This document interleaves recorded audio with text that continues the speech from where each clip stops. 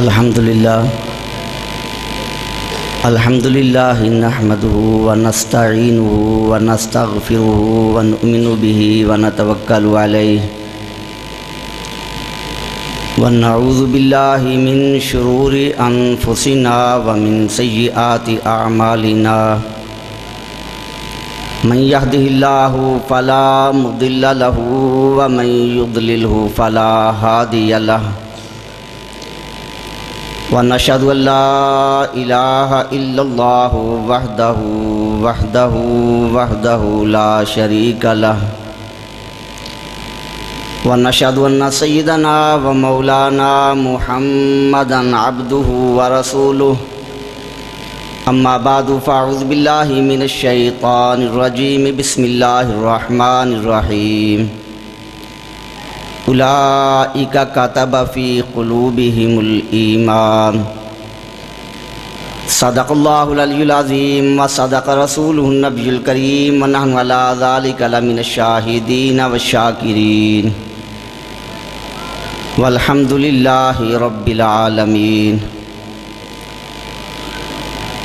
سب حضرات بلند آواز سے ہدیہ درود اسلام پیش کریں۔ الصلاۃ والسلام علیک یا سیدی یا رسول اللہ وعلی آلک و اصحابک یا سیدی یا حبیب اللہ۔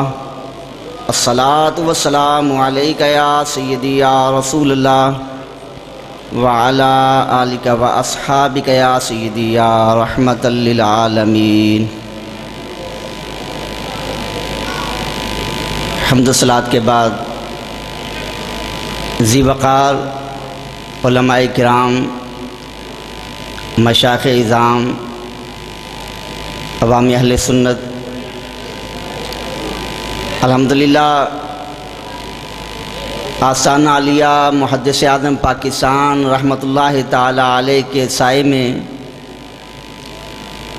حضور امام اہل سنت مجدد دین و ملت امام الشاہ محمد احمد رضا خان بریلوی قدس سرہ العزیز آپ کی بارگاہ میں خراج عقیدت پیش کرنے کا ہمیں یہ بہترین موقع حاصل ہو رہا ہے۔ ہمارے شیخ کامل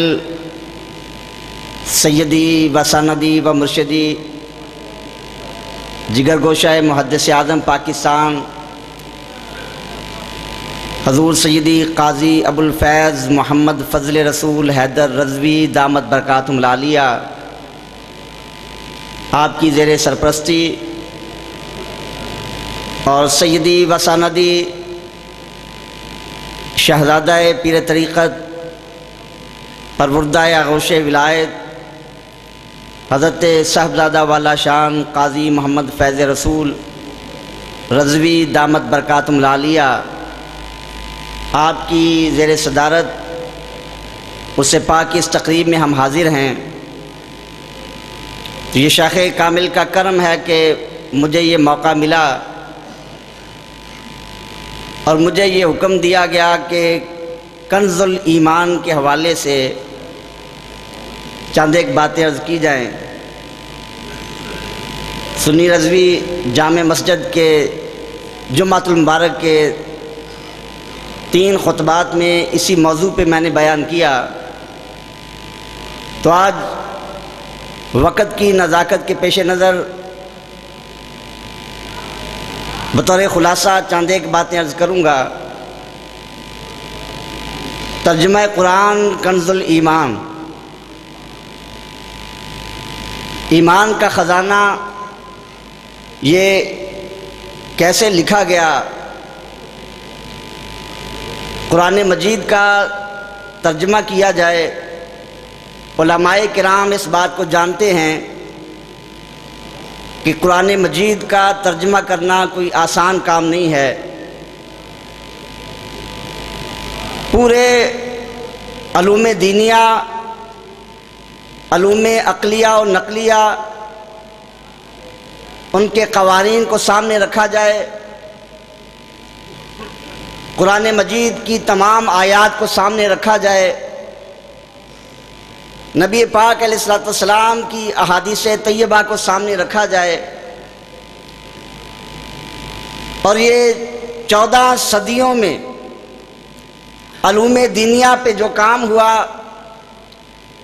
تفاسیر قرآن ان کو سامنے رکھا جائے، تب جا کر قرآن پاک کا ترجمہ کیا جاتا ہے۔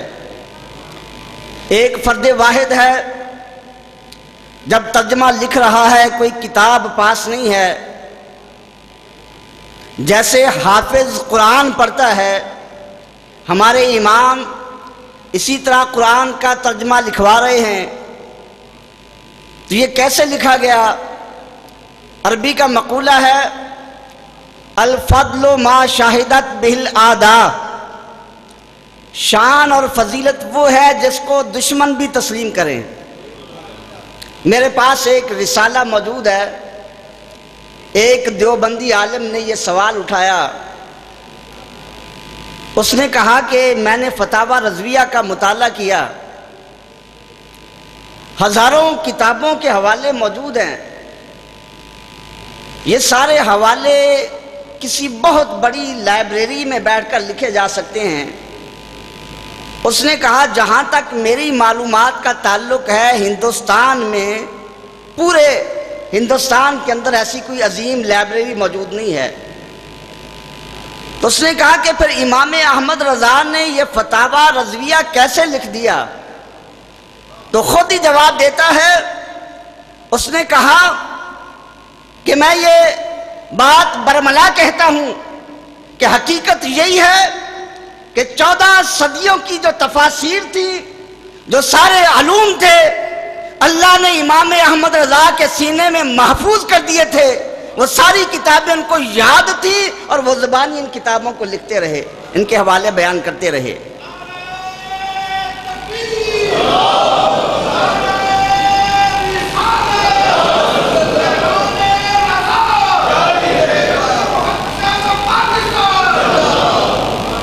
بلکہ میں تو یہ کہوں گا، ابھی علامہ باغلی صاحب بیان کر رہے تھے کہ جب الدولۃ المکیہ لکھی گئی تو خلیفہ اعلیٰ حضرت علامہ ضیاء الدین مدنی رحمۃ اللہ علیہ آپ کی سیرت میں یہ لکھا کہ وہاں کے علماء نے یہ سوال اٹھایا کہ آپ کے پیر و مرشد نے یہ کتاب لکھی، ان کے پاس کتاب کوئی موجود نہیں تھی،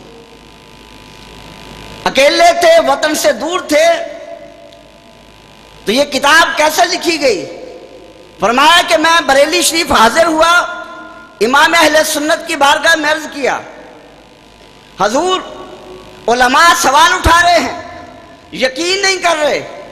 تو فرمایا اے بیٹا ضیاء الدین، جب یہ سوال میرے سامنے پیش ہوا، میں نے کعبۃ اللہ کا طواف کیا، مقام ابراہیم پہ 2 رکعت نماز ادا کی، اور پھر میں نے سر جھکا کر اللہ کے محبوب کریم علیہ السلام سے مدد مانگی، حضور غوث اعظم سے مدد مانگی، یا رسول اللہ المدد کا نعرہ لگایا، یا غوث اعظم المدد کا نعرہ لگایا۔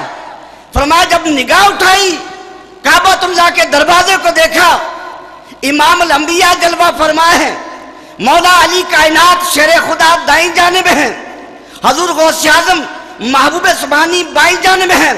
فرمایا اے احمد رضا پریشان کیوں ہے؟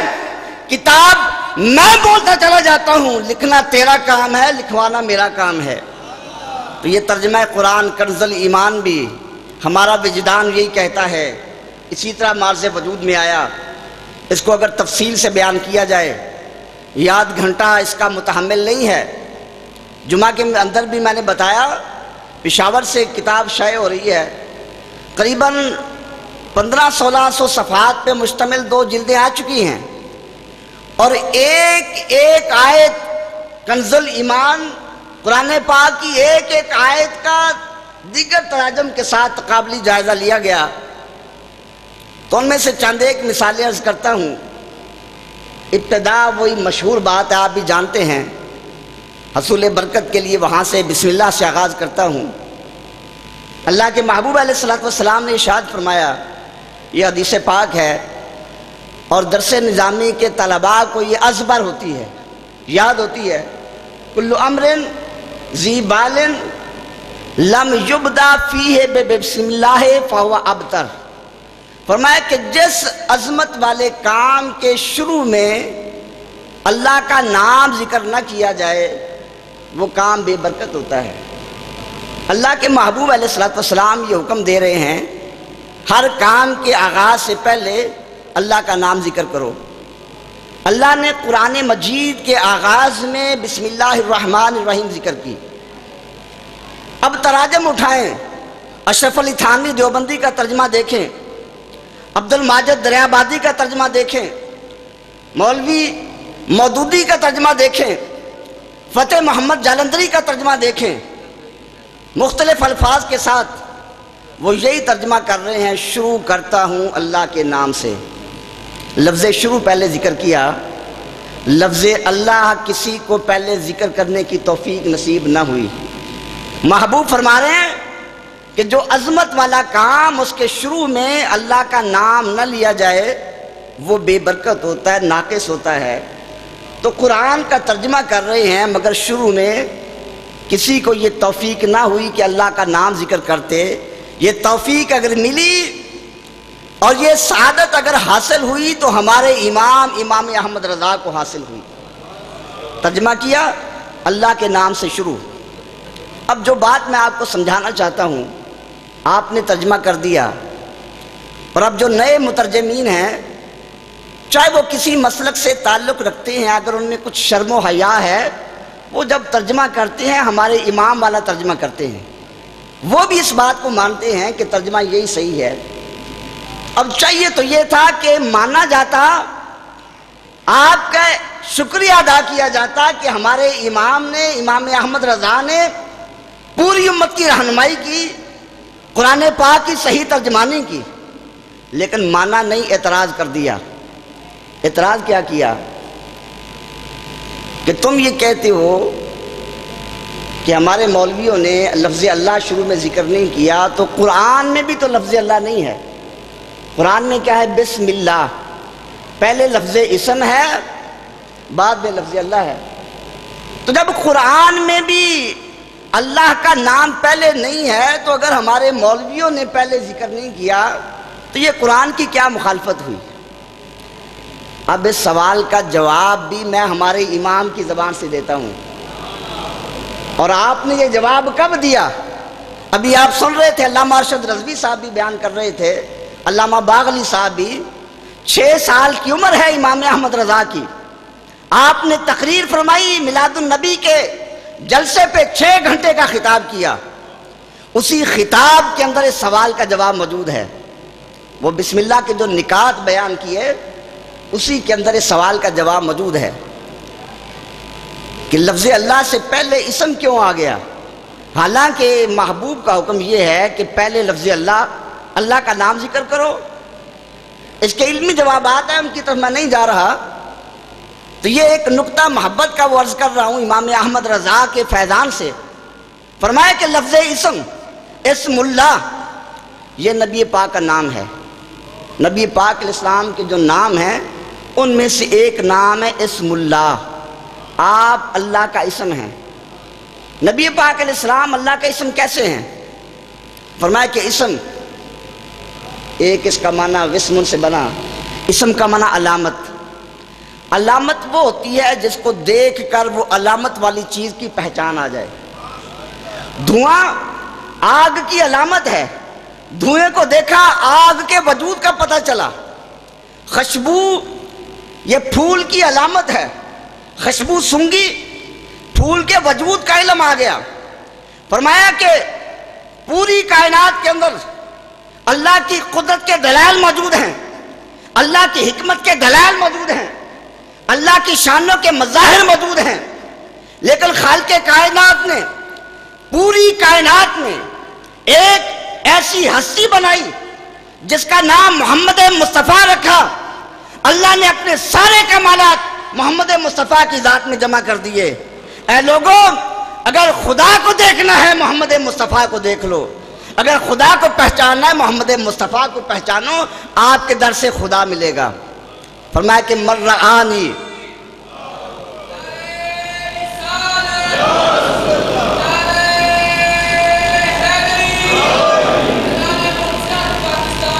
فرمایا مر رآنی فقد رأى الحق، جس نے دیدار مصطفیٰ کیا اس نے دیدار خدا کیا۔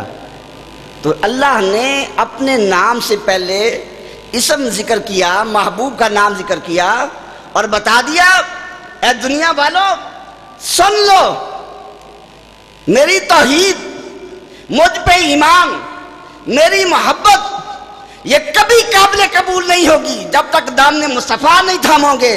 اگر خدا کو حاصل کرنا ہے پہلے اسم اللہ در مصطفیٰ سے تعلق قائم کرنا پڑے گا، محبوب کا دامن تھام کر خدا کو مانو گے پھر قابل قبول ہوگی۔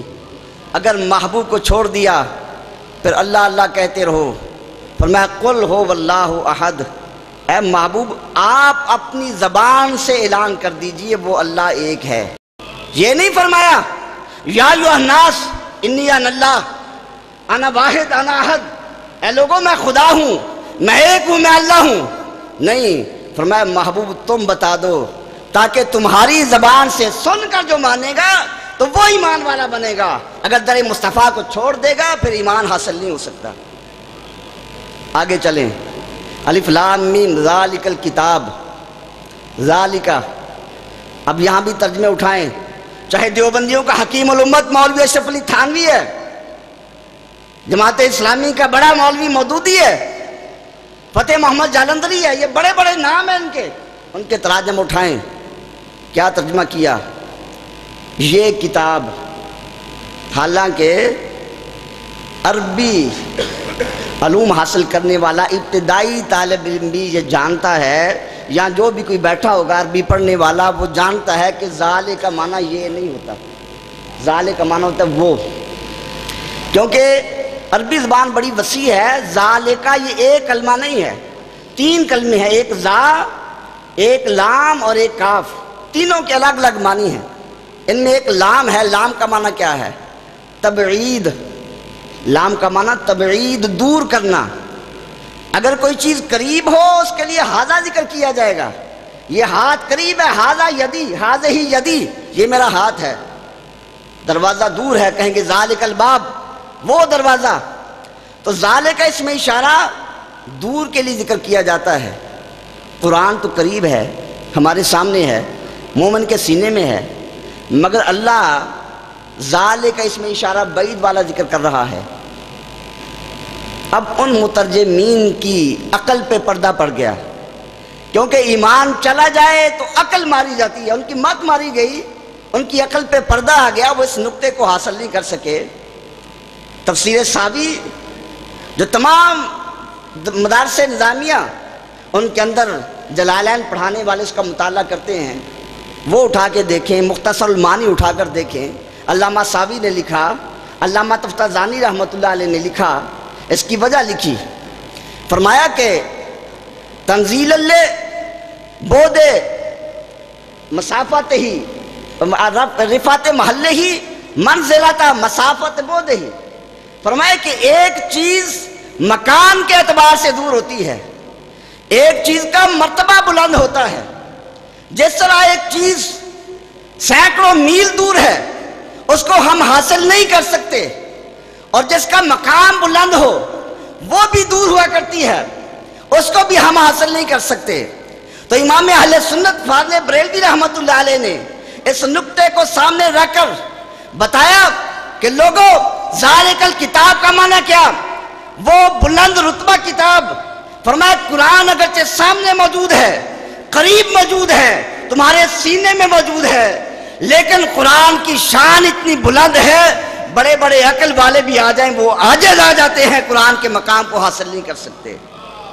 تو پتہ یہ چلا اگر قرآن کا مقام معلوم ہوگا وہ بھی کنز الایمان سے معلوم ہوگا، اگر ادب قرآن معلوم ہوگا وہ بھی کنز الایمان سے معلوم ہوگا۔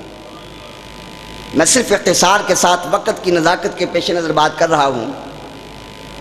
آپ جانتے ہیں حیا کے بغیر ایمان نہیں ہے۔ اگر کوئی آدمی بے حیا ہو جائے تو ایمان ہی چلا جائے گا۔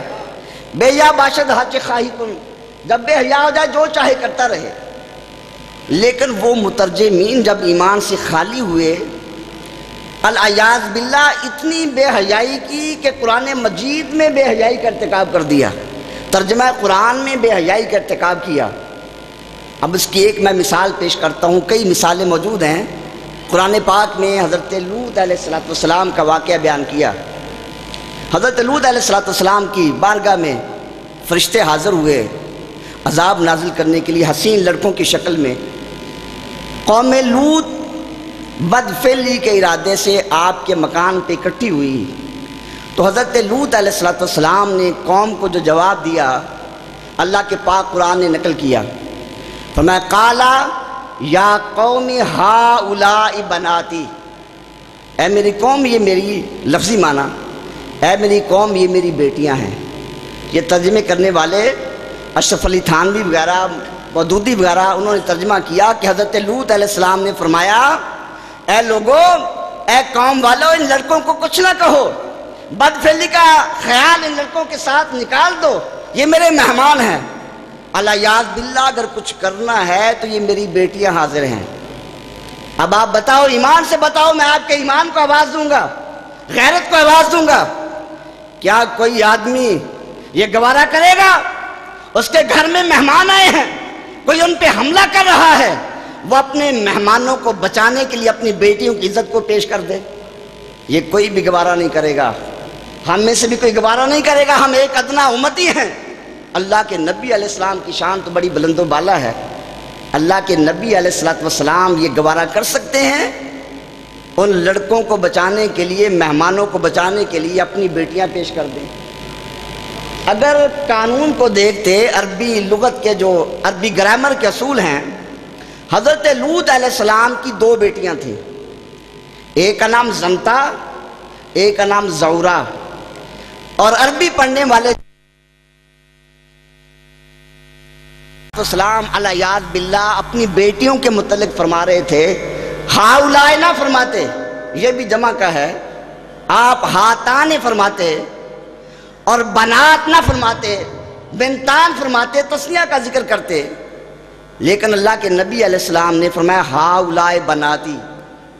اور کوئی بھی غیرت مند ایمان والا کبھی بھی گوارا نہیں کرتا، چاہے اس کا مال چلا جائے، چاہے اس کی جان چلی جائے، وہ اپنی بیٹیوں کو پیش کر دے۔ تحریک پاکستان کے دور کو دیکھنے والے بزرگ تشریف فرما ہے، آپ پوچھئے اس وقت اپنی عزتوں کو بچانے کے لیے ہماری ماؤں بہنوں نے اپنی جانوں کی قربانیاں پیش کر دیں، کنویں میں چھلانگیں لگا دی، مگر اپنی عزت کو پیش نہیں کیا۔ یہ غیرت کا تقاضا نہیں ہے۔ اس نقطے کو وہ نہیں پا سکے، کیوں؟ ایمان سے خالی تھے، ایمان سے محروم تھے، ایمان چلا گیا، غیرت چلی گئی، حیا چلی گئی۔ ہمارے امام آپ نے 1400 سالہ تفاسیر کو سامنے رکھا، عشق رسالت کے آداب کو سامنے رکھا، آداب نبوت کو سامنے رکھا۔ تفسیر کبیر اٹھا کر دیکھو، تفسیر کبیر میں علامہ امام فخر الدین رازی رحمۃ اللہ علیہ اور دیگر مفسرین کرام، تفسیر روح المعانی کے اندر علامہ آلوسی حنفی بغدادی رحمۃ اللہ تعالی علیہ، آپ نے اس کا جواب دیا۔ امام رازی نے فرمایا کہ لوط علیہ السلام کی بیٹیاں دو تھیں، اگر اپنی بیٹیوں کا ذکر کرتے، تسنیہ کا ذکر کرتے، جمع کا لفظ ذکر نہ کرتے، فرمایا کہ ایک عام آدمی، ایک غیرت مند آدمی گوارا نہیں کرتا اپنی بیٹیوں کی عزت کو پیش کر دے۔ اللہ کے نبی علیہ السلام کیسے گوارا کر سکتے ہیں؟ فرمایا کہ والمرادو نساء امتہ، فرمایا کہ نبی اپنی امت کا باپ ہوتا ہے، ازواجہ امہاتہم، نبی کی بیویاں امت کی مائیں ہوتی ہیں۔ فرمایا وہ لوگ، ان کی جو بیویاں تھیں وہ اللہ کے نبی علیہ السلام لوط علیہ السلام کی مجازی بیٹیاں تھیں۔ ہمارے امام نے اس اصول کو سامنے رکھا اور ترجمہ کیا، قالا یا قوم ہاؤلائے بناتی، اے لوگو، اے میری قوم، کس بدفعلی کے ارادے میں ہو؟ یہ میری بیٹیاں جو تمہاری بیویاں ہیں، یہ میری قوم کی بیٹیاں جو تمہاری بیویاں ہیں، یہ پاکیزہ تمہارے پاس موجود ہیں، ان بیویوں کو چھوڑ کر لڑکوں کے پاس کیوں آ رہے ہو؟ اب بتاؤ، یہ ادب کس نے بتایا؟ تو پتہ یہ چلا اگر ایمان ملے گا تو کنز ایمان سے ملے گا، اگر ادب ملے گا کنز ایمان سے ملے گا، اگر حیا اور غیرت ملے گی وہ کنز ایمان سے ملے گی۔ اگر کنز ایمان کو چھوڑو گے پھر غیرت کا جنازہ نکل جائے گا۔ اب ذرا آگے بڑھیں، وقت مختصر ہے، میں اپنی بات کو ختم کر رہا ہوں، میرے ذہن میں کئی آیات ہیں۔ اب میں آخری آیت، قل انما انا بشر مثلکم، اللہ نے فرمایا محبوب تم فرماؤ۔ اب آگے جو ترجمہ کیا مولوی مودودی نے یا اشرف علی تھانوی نے یا فتح محمد جالندھری وغیرہ نے، ان دیوبندی علماء نے جو ترجمہ کیا، اے نبی تم فرماؤ میں تمہارے جیسا انسان ہوں، تمہارے جیسا بشر ہوں۔ فرمایا کہ اے محبوب تم فرماؤ میں تمہارے جیسا انسان ہوں۔ کسی نے ساتھ یہ لفظ لگایا کہ بس میں تمہارے جیسا انسان ہوں، بس میں تمہارے جیسا بشر ہوں۔ اب اگر اسی ترجمے کو لیا جائے تو اس کا معنی یہ نکلے گا کہ نبی عام انسان جیسا ہے، نبی میں اور عام انسان میں فرق نہیں ہے۔ اسی ترجمے کو سامنے رکھ کر امام الوہابیہ اسماعیل دہلوی نے تقویۃ الایمان میں یہ لکھا، الیاذ باللہ وہ بات ہم اپنی زبان سے ادا کرتے ہوئے کانپتے ہیں، یہ لکھا کہ انبیاء کرام کی تعظیم بشر جیسی کرو بلکہ اس سے بھی کم۔ اب سوچئے ایمان سے بشر سے کم کیا ہوتا ہے؟ بشر سے کم گدھا، بیل، گھوڑا، یہ جانور، پاگل۔ اور اشرف علی تھانوی نے حفظ الایمان میں لکھ ہی دیا الیاذ باللہ کہ جیسا علم نبی کریم علیہ السلام کو ہے علم غیب، ایسا علم تو بچوں کو بھی ہے، پاگلوں کو بھی ہے، جانوروں کو بھی ہے۔ نبی کے لیے نہیں مانتے، بچوں کے لیے مان رہے ہیں، پاگلوں کے لیے مان رہے ہیں، جانوروں کے لیے مان رہے ہیں۔ اب اگر یہی ترجمہ کیا جائے تو معنی یہ بنے گا کہ نبی میں اور عام انسان میں کوئی فرق نہیں ہے۔ حالانکہ یہ موضوع بھی بڑا طویل ہے، اگر اس کو چھیڑ دیا جائے تو بات اسی میں ختم ہو جائے۔ میں ایک بات ذکر کر رہا ہوں، لفظ انسان، اگر یہ کہا جائے نبی بھی انسان ہے، ہم بھی انسان ہیں، تو لفظ انسان پہ ذرا غور کرو۔ لفظ انسان کے اعتبار سے نبی میں ہم میں کیا برابری ہے؟ لفظ انسان کا معنی کیا ہے؟ علماء جانتے ہیں نسیان سے بنا، انسان وہ جو بھول جائے۔ نبی پاک نے فرمایا کہ انسانوں کے باپ حضرت آدم بھی بھول گئے، ان کے بیٹے بھی بھول جاتے ہیں۔ تو انسان کا معنی یہ بنا بھولنے والا۔ اب یہ بھولنے والی صفت اللہ نے انبیاء کرام میں بھی رکھی، فرمایا سنقرئک فلا تنسا الا ما شاء اللہ، اے محبوب ہم آپ کو تعلیم دیں گے، آپ نہیں بھولیں گے، جہاں اللہ چاہے گا بھلا دے گا۔ تو چونکہ آپ انسان ہیں، بھولنے والی صفت رکھی گئی، اگر یہ رکھی نہ جاتی، لفظ انسان اس پہ سچا نہ آتا۔ لیکن جب بھولنے والی صفت کو دیکھیں، ہم بھی بھولتے ہیں، اللہ کے نبی بھی بھولتے ہیں، لیکن ہمارے بھولنے میں اللہ کے نبی کے بھولنے میں بڑا فرق ہے۔ نبی پاک علیہ السلام جب بھولے، اس کو امام بخاری نے ذکر کیا، امام مسلم نے ذکر کیا، دیگر محدثین نے، المستدرک میں امام حاکم نے ذکر کیا، مختلف الفاظ ہیں، وہ تفصیلی حدیث بیان نہیں کر رہا۔ نبی پاک علیہ السلام نماز میں بھولے تو آپ نے کیا فرمایا؟ فرمایا کہ میں بھولا نہیں، مجھے بھلایا گیا ہے۔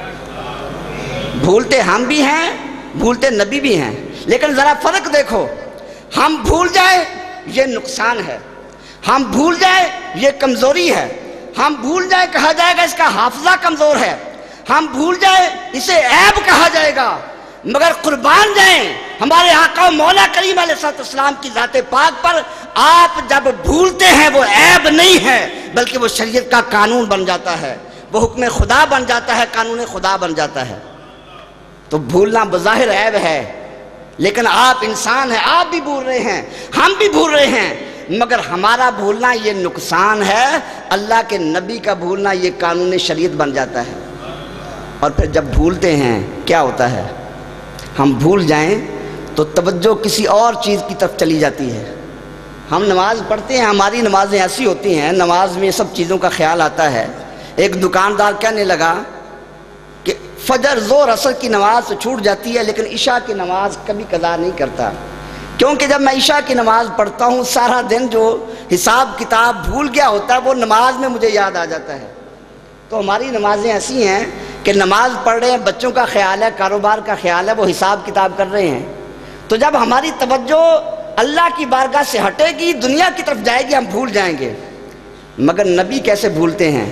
علماء سے پوچھو، سیرت کی کتابیں اٹھا کر دیکھو، قاضی یاد مالکی رحمۃ اللہ علیہ بڑے بڑے سیرت نگاروں جو لکھا، فرمایا کہ ہم بھولیں ہمارا خیال دنیا کی طرف جاتا ہے، اور ہم جب بھولتے ہیں ہمارا خیال اولاد کی طرف جاتا ہے، ہم بھولتے ہیں ہمارا خیال مال کی طرف جاتا ہے، جائیداد کی طرف جاتا ہے، مگر اللہ کے نبی جب بھولتے ہیں دنیا سے ہٹ کر خیال خدا کی طرف چلا جاتا ہے۔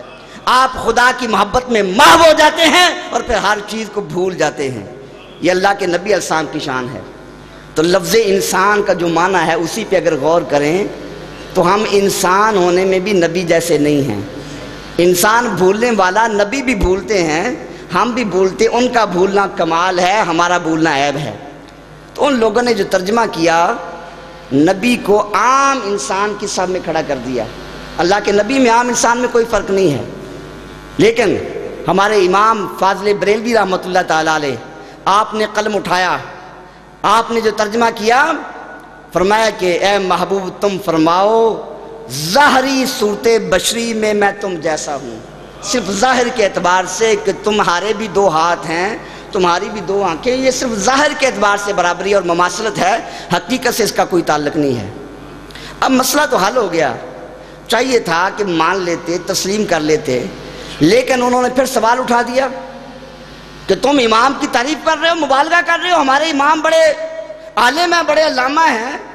انہوں نے ترجمہ کیا، خیانت کر دی، تسلیم نہیں کیا کہ عشق رسول کا پیغام دیا، مقام رسالت کو سامنے رکھا، بلکہ اعتراض کر دیا کہ آپ نے ترجمہ میں خیانت کی، کہ اس ترجمے میں تو ظاہری صورت کا کوئی ذکر ہی نہیں ہے، کوئی لفظ ہی نہیں جس کا معنی ظاہری صورت ہو، تو آپ نے یہ ترجمے میں لفظ کہاں سے داخل کر دیا؟ ارے بدبختو، صرف پڑھ لینے سے علم نہیں آتا، صرف درس نظامی کا فارغ ہونے سے آدمی عالم نہیں بنتا، علم آتا ہے تو در مصطفیٰ سے آتا ہے، نگاہ مصطفیٰ سے آتا ہے۔ ہمارے امام کو جو علم آیا تھا وہ صدقہ مصطفیٰ تھا۔ یہ سارے علوم جو آپ نے لکھے، کسی استاد کے پاس سارے علوم نہیں پڑھے تھے، یہ فیضان مصطفیٰ تھا۔ کئی ایسی کتابیں آپ نے پڑھی بھی نہیں تھی، آپ نے ان کی ایسی ایسی شرح لکھی، آج علماء حیران ہیں، ان کو سمجھ بھی نہیں سکتے۔ تو ہمارے امام نے جو ترجمہ کیا، یہ قانون سے ہٹ کر نہیں کیا، قانون کو سامنے رکھ کر کیا، کیونکہ علم معنی کے قانون کے مطابق یہاں تشبیہ ہے۔ تشبیہ کا معنی ایک چیز کو دوسری چیز جیسا قرار دینا۔ ہم کہتے ہیں زید شیر جیسا ہے، جہاں تشبیہ دی جائے، ایک ہوتا مشبہ جس کو تشبیہ دی گئی، ایک مشبہ بہی جس کے ساتھ تشبیہ دی جائے، اور ایک وجہ شبہ بھی ہوتی ہے، تشبیہ کیوں دی گئی؟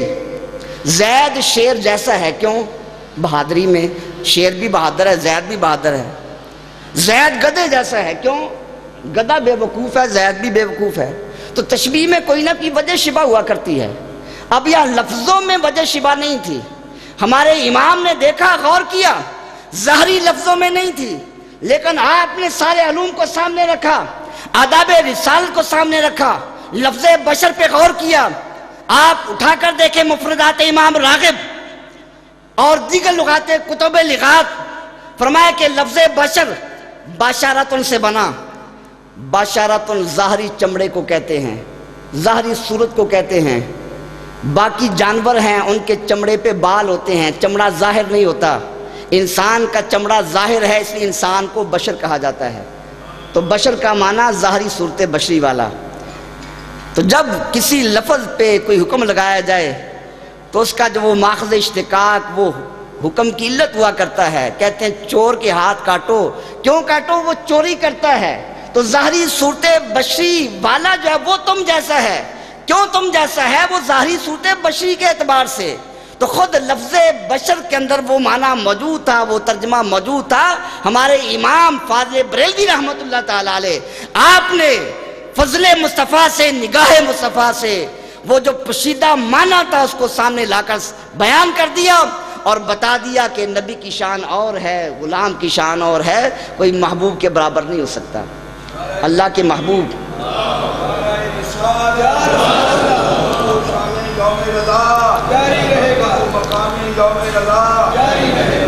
اس آیت کے حوالے سے میں گفتگو کروں، بڑی طویل گفتگو ہے، بس میں ایک مختصر بات عرض کر رہا ہوں، چونکہ ہم آستانہ عالیہ محدث اعظم پہ حاضر ہیں، ہمارے آقا نعمت، یہاں جو فیضان ہے یہ سارا فیضان رضا ہے، یہ امام احمد رضا کا فیضان ہے۔ ہم نے آپ کی زیارت نہیں کی، یہ بزرگ تشریف فرما ہے، کتابوں میں لکھا، آپ تقریر فرما رہے ہیں اسی آیت پہ، قُلْ إِنَّمَا أَنَا بَشَرٌ مِثْلُكُمْ۔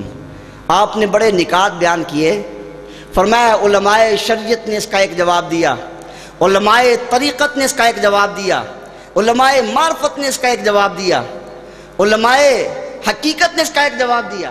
فرمایا اس کا ایک جواب یہ دیا گیا کہ انما انا بشر مثلکم، حمزہ استفہام انکاری، محبوب انکاری انداز میں سوال کر رہے ہیں، اے لوگو کیا میں تمہارے جیسا بشر ہوں؟ فرمایا کہ نہیں، یوحا الیہ، فرمایا کہ میں تمہارے جیسا کیسے ہو سکتا ہوں؟ تم اگر بولتے ہو تمہاری بات دنیاوی بات بن جاتی ہے، میں اللہ کا محبوب وحی الہی سے بولتا ہوں، میں مصطفیٰ بولتا ہوں، یا حدیث بنتی ہے یا قرآن بنتا ہے، میں تمہارے جیسا کیسے ہو سکتا ہوں؟ فرمایا کہ جو علماء حقیقت تھے انہوں نے اور ہی معنی بیان کیا، وہ اس نقطے کو پا گئے، انہوں نے کہا قل انما انا، بات ختم ہو گئی، اگلا جملہ آگے جا رہا ہے، بس قل انما انا، کیا معنی؟ محبوب فرما رہے، اللہ فرماتا ہے محبوب تم یہ فرما دو انما انا، بس میں مصطفیٰ ہی ہوں، کائنات میں اور کچھ ہے ہی نہیں، اگر کائنات میں ہے تو صرف ذات مصطفیٰ ہے۔ شیخ محقق علامہ عبدالحق محدث دہلوی رحمۃ اللہ علیہ نے لکھا، اللہ کے محبوب علیہ السلام اللہ کی بارگاہ میں اللہ نے فرمایا محبوب انا وانت وما سواک خلقت لاجلک، اے محبوب بس میں خدا ہوں یا تو مصطفیٰ ہے، باقی ساری کائنات تیرے لیے بنائی گئی۔ محبوب نے عرض کی یا الہ العالمین انا وانت وما سواک ترکت لاجلک، اے اللہ یا تو خدا ہے یا میں مصطفیٰ ہوں، باقی سب کو تیری محبت میں نے قربان کر دیا۔ تو پوری ترجمے کا معنی یہ کہ پوری کائنات میں یا ذات خدا ہے یا جلوہ مصطفیٰ ہے، باقی سارے عکس ہے، حقیقت کا اور کسی کے ساتھ تعلق نہیں ہے۔ اللہ کی بارگاہ میں دعا ہے کہ اللہ رب العزت امام اہل سنت فاضل بریلوی رحمۃ اللہ تعالیٰ علیہ آپ کے فیضان سے ہمیں مستفیض فرمائے، ہمارے پیر و مرشد آپ کو، آپ کے شہزادوں کو اللہ سلامت رکھے، اور یہ اسی طرح عشق مصطفیٰ کا پیغام پھیلاتے رہیں۔